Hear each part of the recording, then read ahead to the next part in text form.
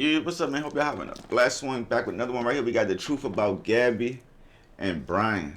You won't like it. I can't pronounce the last name. Let's get into this right here. A few short days in 2021, every single person in the US learned who this woman was.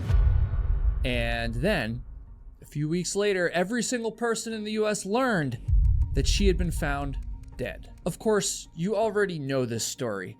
You remember it because the story of Gabby Petito was probably the most viral missing person / murder case since the invention of the internet, possibly in United States history. It was everywhere. It received tons of coverage on the news and on social media. And yet, beyond all the headlines and the heartbreak, there's a deeper, dare I say, darker story that very few people seem to be talking about. In this video, I'm going to be uncovering the truth about Gabby Petito and Brian Laundrie, and just a warning, I don't think that many of you are gonna like it. In order to get to this truth, we need to start right here in the town of Moab, Utah. This is where, on August 12th, 2021, Gabby Petito and her fiance Brian Laundrie were pulled over by the police, and Gabby said this to the officer. Just quit my job to travel across the country, and I'm trying to start a blog. I have a blog and stuff, so I've been building my website, so I've just been really stressed, and he doesn't really believe that I could do any of it, so that's kind of been like a, I don't know, he's like down there, I don't know, we've just been fighting all morning, and... Now, I kind of cherry-picked that clip there. Sorry about that. There's a lot more context to this body cam footage, and we are going to be coming back to it shortly to explain more. The true start of our story. Those words make it clear that Gabby Petito wanted to be an influencer. And man, do I hate the word influencer. I mean, every influencer literally talks about how they hate the word influencer. But at the same time, that's pretty much what my job is. That's right. I have the gall to say that I am an influencer on camera. Anyways, before I tell you about how Gabby Petito and Brian Laundrie ended up on that police body cam in the first place, I am legally obligated. Oh, I didn't even think of that. What the fuck she was doing? Why they get pulled over? Like, what that, like, huh? How that conversation even come about with her and the police? You know what I'm saying? Like, that was odd right there. During her upbringing, she became known for her adventurous spirit, her creativity, and for her positive attitude. Gabby dreamed of exploring the world, and thus, it's no surprise that she eventually became captivated by this idea of van life. The van life dream. This was something she became fixated on, but all she needed was someone to go with her. Now, do you remember this dude right here? Chances are you probably hate his guts because pretty much everyone hates his guts after what happened here. But this is Brian Laundrie, obviously. And he also grew up on Long Island, and he also shared Gabby Petito's interest in travel and outdoor adventures. The two of them met while they were in school, and they began dating in high school, and then after they graduated, they would end up moving together down to Florida along with Brian's parents. They both posted a lot of content on Instagram, you know, things like highlighting their road trips and their hikes, something I absolutely hate, and highlighting their mutual love for the outdoors and nature. They got engaged in 2020, and at this time, it appeared that Gabby and Brian were living the absolute dream. Let's be honest here. Their relationship seemed perfect, or at least it did, according to what they posted on social media. By late 2020, the classic van life dream had been firmly planted in the minds of Gabby and Brian. And 2020.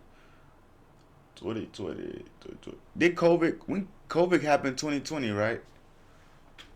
And honestly, this makes total sense. Now, living in a van has always been something that people do, But I feel like back in the day, years ago, it used to be kind of a negative thing, like, oh, that guy lives in a van down by the river, stay away from him. But by 2020, things had obviously changed. A lot more people were doing van life. People, from all different walks of life, all different backgrounds, people with all different reasons for doing it.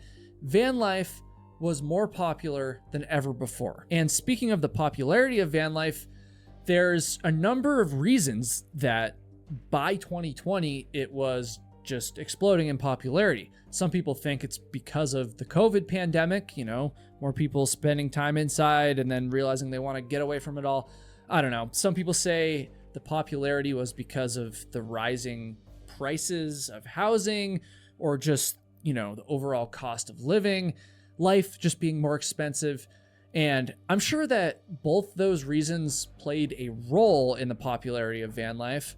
But I think that its popularity can mostly be attributed to one thing, and that is social media. Social media is how most people, myself included, and Brian and Gabby, of course, it's how most people find out about van life in the first place. And it's also, by the way, where people see van life romanticized to death. Van life seems super appealing at first. I mean, you get to travel the country, you get to see all these amazing sights, you get to have all this freedom. But what you don't realize is that it also means that you're gonna be in the woods in the middle of winter. It means that instead of paying thousands of dollars in rent, you're gonna be paying thousands of dollars in gas and in vehicle repairs. It means you're going to be spending days, weeks, maybe even months and longer away from home and away from your friends and your family. I'm not going to lie to you guys, and a lot of you probably already knew this, but there's been times in my life where I've drank the van life Kool-Aid and almost considered doing it myself. However, I've spent enough time camping, adventuring, and yes, in the woods to know how difficult and even scary. I can't move like that. Like I could do it for a weekend, maybe a summer. You know what I'm saying? A winter. Something that scares the absolute crap out of me are data brokers, and this video's sponsor, Incogni, is gonna help you. Bro. Like I knew this ad was coming. That's why I'd be looking down the line and search for ads so we can go ahead and do this to them. Van. And with big dreams and, of course, a glue gun, she and Brian got to work transforming their van into the perfect tiny mobile home. Gabby and Brian had very bold and exciting, frankly, plans.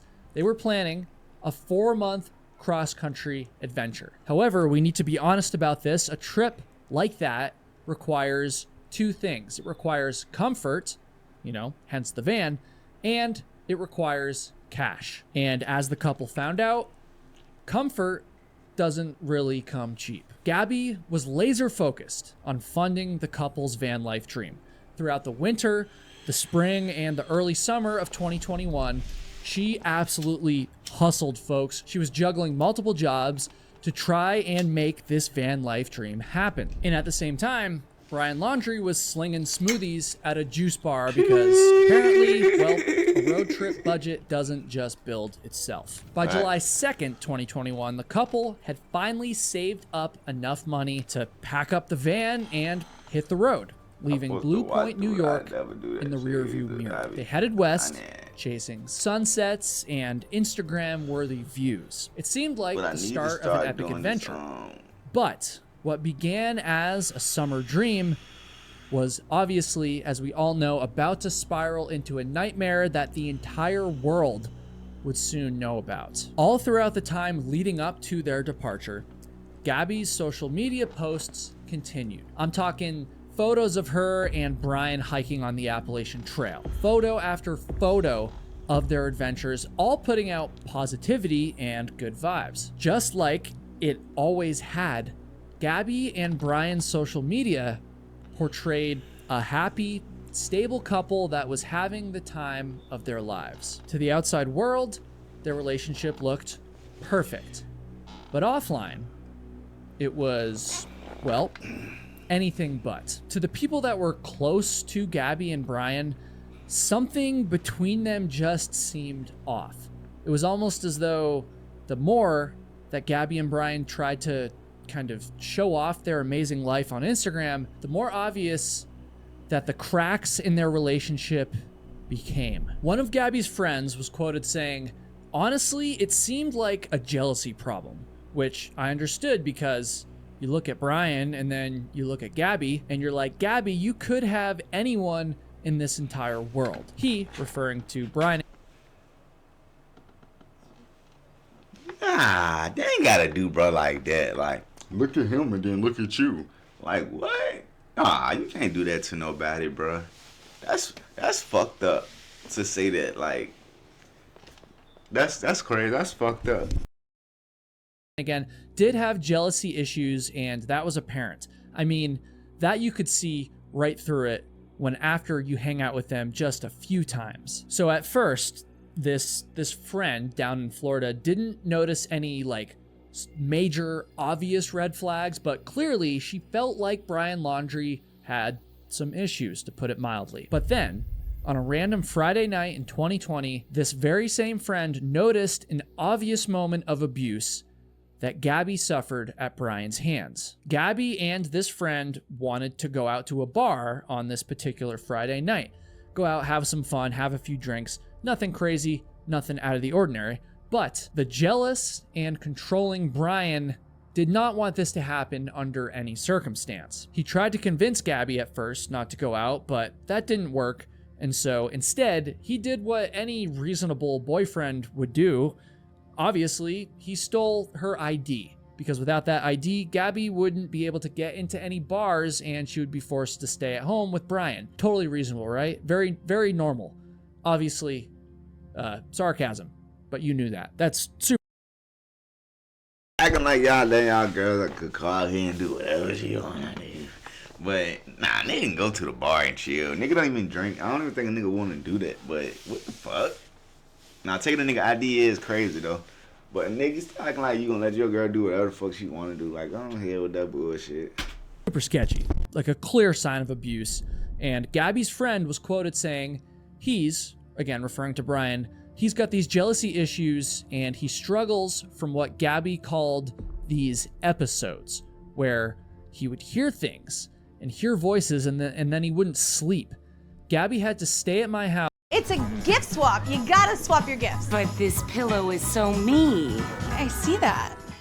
House a bunch of times because she just needed a breather and didn't want to go home to him. When Gabby confronted Brian about stealing her ID, she was so enraged that she apparently slapped him in the face. Brian, you know, being the outstanding guy he was, responded physically himself, pushing Gabby, but apparently the incident ended there. Nobody actually witnessed this fight, and the police were never called. There was no, domestic issue on record. However, that would not be the case when the almost exact same thing happened about a year later on August 12th, 2021, while Gabby and Brian were over a month into their van life dream. So when Gabby and Brian first hit the road, they did what anyone from the East Coast would do when they start a trip like this. They drove straight west, straight for the Rocky Mountains. They spent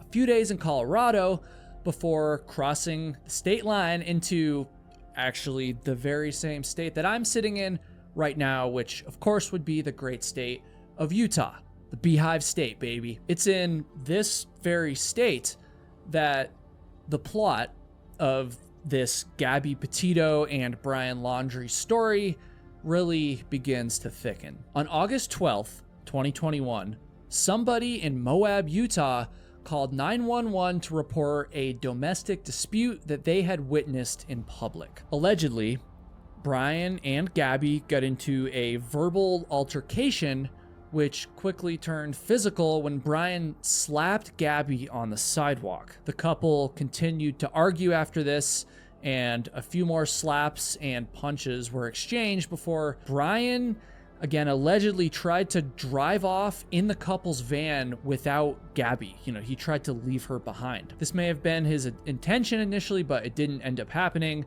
Ultimately, the two of them would end up back inside of the van at which point Brian sped out of town towards Arches National Park. Moab police responded very quickly, and they actually followed Brian for a few minutes, witnessing him going way too fast and driving erratically, before they finally pulled the van over right in front of the entrance gate for Arches National Park. You want to place your vehicle in the park and go ahead and turn it off for me? Gabby is clearly in distress in this body cam footage, and almost immediately she starts apologizing and taking the blame for this altercation. Now, I'm no expert on domestic abuse and disputes like that. I'm not going to pretend that I am, but from what little I do understand, this is a classic sign of someone who is suffering from abuse. You know, they're defending and sticking up for the very person who is actually harming them. That's very clearly what Gabby was doing, and it's very sad and very hard to watch. But Brian, on the other hand, well, in this footage, he appears cool, calm, and collected, if anything, just maybe a little bit embarrassed. Brian had visible scratches on his body, which the officers, of course, would ask him about. Gabby would go on to tell the officers that she had quit her job and she was stressed out about trying to make a living doing social media full time. This is yet another example of the role that content creation and, again, social media played in Gabby's van life dream. And again, going back to the things that they would post, Brian appeared to be happy in all of the couple's Instagram photos, but as we find out from this body cam footage, apparently behind the scenes, he actually wasn't She really didn't look healthy though. Like, you see in the last picture, she didn't look right. Like, supportive of Gabby's dream to become an influencer. The now infamous Moab police stop ended with no arrests and no charges, which is a decision that would haunt this story forever. A lot of people make a very compelling argument that this was a missed chance for the police to intervene and to possibly prevent the unspeakable tragedy that loomed ahead. But of course, hindsight is 2020. In fact, in an almost surreal twist of reality, the officers concluded that Gabby, not Brian, but Gabby was the aggressor here, and they actually labeled Brian the victim of domestic assault. That means that if anyone had been cuffed away that day, it would have been Gabby Petito. This baffling outcome came despite those chilling 911 calls which claimed that Brian had physically attacked Gabby. As this story developed and as the body cam footage became public, the fallout for the Moab Police Department was swift and relentless as public outrage boiled over in late 2021. In fact, to this day, Moab Police's handling of this stop of this case remains a lightning rod for criticism, with courtroom debates picking apart their decisions piece by piece. There's still legal stuff going on with this to this day. It's a grim, you could say, reminder of just how much was at stake during that fateful traffic stop. But of course, nobody really knew that at the time. Even if Gabby had been arrested, as wrong as that might sound, that still might have been enough to prevent the events that we're about to get into. But unfortunately, that's not what happened. And Gabby and Brian were simply just separated for the night. Gabby remained in the van, and Brian was actually given a free hotel room. And then, the next morning, the couple reconvened.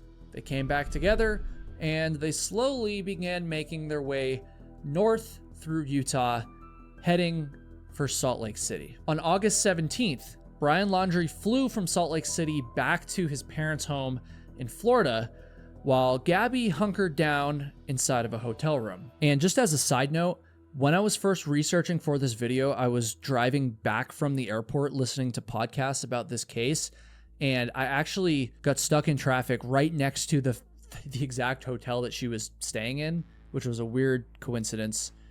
But anyways, on August 19th, well, that would be a day that would be pretty significant in this story, because that's the day that Gabby posted this video on the couple's brand new YouTube channel. The video shows them traveling around in the van, laughing, smiling, and also being incredibly affectionate towards each other. If you were to take this video at face value, you would never guess in a million years that only a week before the video was uploaded, the cops had been called on the couple for domestic assault. Like, the contrast there is just absolutely insane. On August 24th, Brian returned to Salt Lake City. Gabby left that hotel room that I drove by, and the couple hit the road, heading further north, this time aiming for the Jackson, Wyoming area and Grand Teton National Park. The following day, Gabby spoke with her mother on the phone, and she posted this photo on her Instagram. It shows her posing on the sidewalk, apparently taken in Ogden, Utah, smiling, laughing, and just looking as happy as could be. Folks, this would be the last thing that Gabby Petito ever posted on social media. On August 27th, Gabby and Brian were witnessed arguing amongst themselves and with the staff of a I ain't feeling no weather like that in a minute. Jackson, Wyoming restaurant. Brian was apparently like just pissed off, heated, hostile, while Gabby was kind of apologizing for this behavior, and she was clearly very emotionally distraught. Eventually, they left the restaurant and then they drove over to a nearby grocery store where they were captured on security footage. At 2:56 p.m., the footage showed them driving away from the store in their white van in the direction of the Bridger Teton National Forest. This footage would prove to be the last time that Gabby Petito was ever seen alive. Just days later, Brian Laundrie showed up at his parents' house in Florida, driving the van that him and Gabby had shared on their cross-country adventure, but something was disturbingly wrong, and that was the fact that Gabby wasn't with him. Her absence was a giant red flag, obviously, and while her family hadn't yet reported her missing, they were starting to become very worried by this point. They had received a few text messages in the last few days from Gabby, but something about these texts felt off, almost as if they weren't actually written by her. And then those messages just stopped altogether. And so finally, on September 11th, 2021, after 2 agonizing weeks of silence, Gabby Petito's family reported her missing. And what happened next is almost unprecedented in American history. Within just a few short days, Gabby... My stomach, this shit, like, I don't know. It feel like I'm about to hear some crazy shit. Yeah, he just, no, it would take your ass. Nigga be holding on the pose and shit like, help, help. Hell no, I'm a big dog. Fuck you talking about, nigga? Ain't no wind pushing me back. I'm solid. You got me fucked up. Wasn't just a missing person. She was the most talked about name in the entirety of the United States. Her face was inescapable as the entire nation watched the unfolding tragedy, unable to look away. I mean, Gabby's story was everywhere. It was on every news channel, every social media feed. Everyone was talking about Gabby Petito. And while she might have been the most famous person, Brian Laundrie quickly became the most infamous, even you could say the most hated person in all of the United States. Gabby was missing, and Brian was the obvious suspect from the very beginning. I mean, he was the last person to see Gabby, after all. And then, as more damning information about their relationship began to emerge, including that body cam footage from the Moab incident, millions of fingers, both literal and virtual, became aimed squarely at Brian Laundrie. Accusations against him flooded both of their social media accounts, with strangers demanding answers, justice, and even retribution for Brian. Protesters gathered outside of Brian's parents' home in Florida, chanting, screaming, and turning the Laundrie's quiet suburban streets into something of a battleground. The pressure on Brian and his family was mounting. Everybody wanted them to talk to the police, to address the media, and to tell the world what the hell had happened to Gabby Petito. But Brian and his family stayed silent. And then Brian too disappeared. Brian left his parents' house on September 13th to go hiking at Myakkahatchee Creek Environmental Park. By September 17th, he hadn't returned, and thus he was reported missing by his parents. In fact, his parents even located his car at that same park, and they brought it home with them so it wouldn't get towed, which is a little strange because, you know, he could have still been out there. He hadn't been found yet. Like, why would they bring his car home? Like, what if he made his way back to the car and then he was like, oh no, I don't have a car? I don't know. Just very... You think the girl was out there? He went out there and killed himself. And you know what I'm saying? What? Why the fuck he like? Oh shit! I got a cramp, nigga. weird behavior by his parents, but it's just a weird situation. And something that is kind of unique in this case is that for just a few short days there, both Brian and Gabby were officially listed as missing persons. But of course, that streak would come crashing to an end on September 19th. The authorities had reason to believe that Gabby and Brian had been staying at the Spread Creek dispersed camping area just outside of Jackson, Wyoming. And with this information, they announced to the public that anyone who had seen them in that area or just been in that area should come forward to share their story. When Kyle and Jen Bethune heard this announcement, they were left completely shocked. The Bethunes had been at Spread Creek around the same time that Gabby and Brian were there, and they actually remembered passing a white van with Florida plates. They remembered seeing the license plates. The Bethunes were also a van life couple who were filming social media content, and so when they heard this announcement, they began to review the footage that they had taken while they were out there, and lo and behold, there it was. Gabby and Brian's white van parked at a campsite, captured on their camera. This was a huge, but also very tragic break in the case, because once the authorities searched the campsite where their van had been captured on camera, well, that's when they found Gabby's body. She had been killed by, quote, blunt force injuries to the head and neck with manual strangulation. The internet exploded with grief and anger when it was announced that Gabby had been murdered. At this point, everybody, including the FBI, was convinced basically that Brian was responsible for her death, but at this point, he was still nowhere to be found. And that's not to say they weren't searching, of course. The search for him was incredibly intense, and there were all sorts of rumors about where he was hiding. In fact, one of the popular rumors was that Brian was actually hiding out on the Appalachian Trail.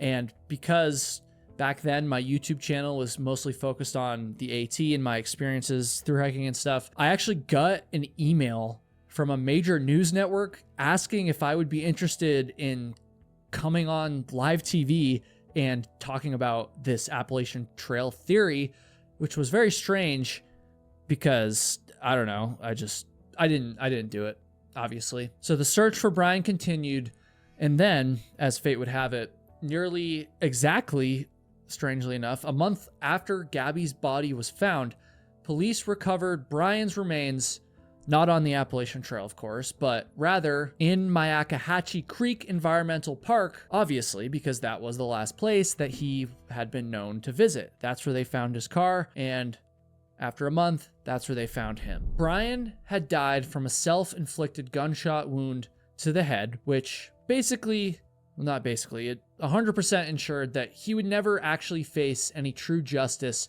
for his evil actions. Near Brian's body was a notebook, which contained a bizarre written confession to Gabby's murder. Brian claimed that Gabby had suffered severe injuries and hypothermia while they were hiking together, and Brian had killed her to put her out of her misery. Essentially, Brian's confession claimed that it was a mercy killing. Now, we're obviously never gonna know for sure if that's true or false, but most experts agree that this journal entry was almost certainly a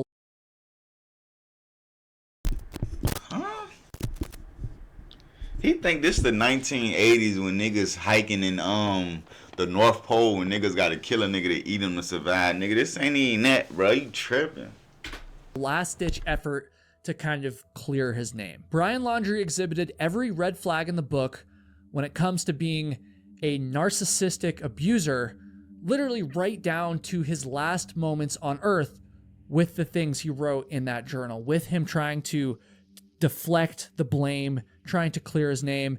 I mean, let's be honest. I could spend the rest of this video ripping on Brian, talking about how evil he is, but I think we already know that. We already know how evil he is. And those evil intentions, don't get me wrong, they are worth talking about, but there's plenty of people who have already covered that, and I also have a lot in this video. And so instead, I want to talk about a few things that haven't been talked about quite as much in relation to this case, at least not by the mainstream media. Now, I'm not going to lie here. Some of you might not like what I have to say next. But with that said, you know, we're a few years removed from this case, and so I think this is as good a time as ever to reflect on it. The story of Gabby Petito and Brian Laundrie wasn't just a headline.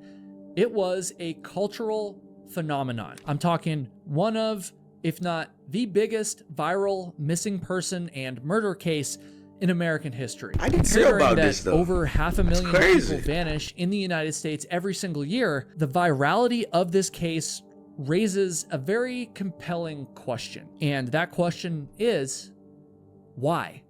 Why this case? What made this particular tragedy resonate so deeply that it overshadowed almost every single other missing person and murder case? Just as an example of what I'm talking about here, the day after Gabby and Brian were pulled over in Moab, Utah, two campers, Kylan Schultz and Crystal Turner, were both murdered just outside of that very same town, Moab. And yet, they didn't receive the same headlines and press as Gabby and Brian did. It was such a similar situation in literally the exact same place at the exact same time that Gabby and Brian were in Moab, and yet crickets. The only time the media even mentioned the Schultz and Turner case was to speculate if it was somehow related to Gabby and Brian's case.